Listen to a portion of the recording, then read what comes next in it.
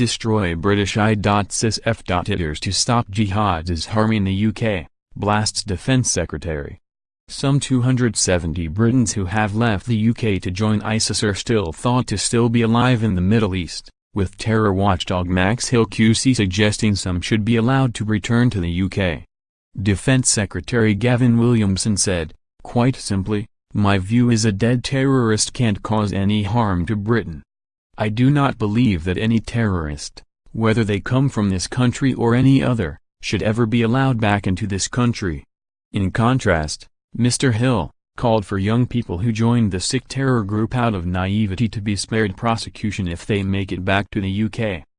Appearing to suggest the continued use of airstrikes against UK citizens, Mr. Williamson called for the UK to do everything it can to destroy and eliminate that threat.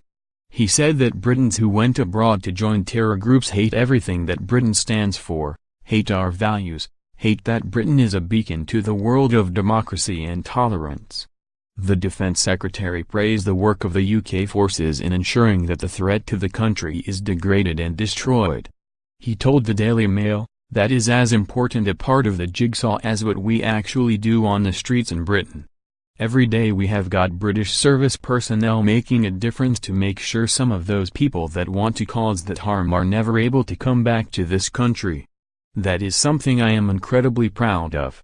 The terror legislation watchdog revealed a large number of the reported 800 who traveled to Syria and Iraq to join ISIS and other groups have returned to the UK, while 130 are thought to have been killed, leaving around 270 remaining.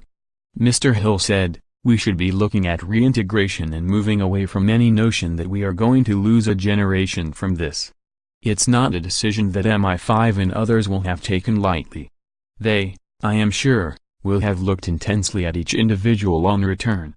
But they have left space, and I think they are right to do so, for those who traveled, but who traveled out of a sense of naivety, possibly with some brainwashing along the way, possibly in their mid-teens, and who return in a sense of utter disillusionment. We have to leave space for those individuals to be diverted away from the criminal courts." Speaking of fighters who have fled Syria and Iraq for other countries, Mr. Williamson vowed to ensure they did not return to the UK. He said, "Make sure there is no safe space for them, that they can't go to other countries preaching their hate, preaching their cult of death."